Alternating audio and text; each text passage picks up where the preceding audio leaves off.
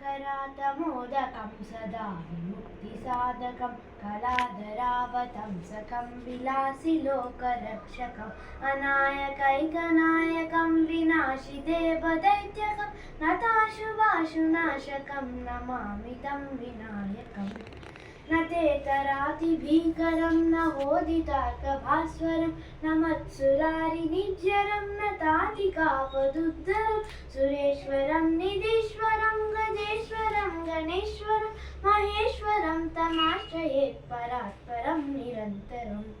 समस्तलोकशङ्करं निरस्तदैत्यकुञ्जरं नरेदरोदरं वरं वरे भवक्रमक्षरं कृपाकरं क्षमाकरं मुदाकरं यशस्करं मनस्करं नमस्कृतं नमस्करोमि भास्वरम्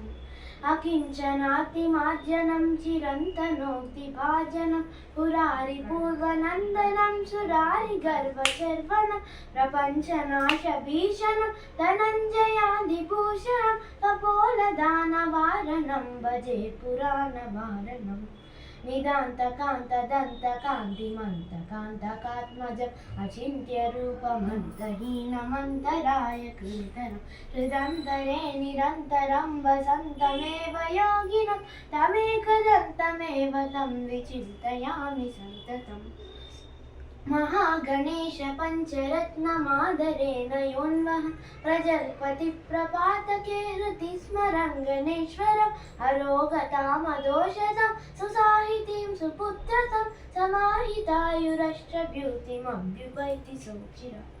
जय गणेश जय गणेश जय गणेश पाहि मां जय गणेश जय गणेश जय गणेश रक्ष मां जय गणेश जय गणेश जय गणेश पाहि मां जय गणेश जय गणेश जय गणेश रक्ष मां जय गणेश रक्ष मां जय गणेश रक्ष मां जय गणेश रक्ष माम्।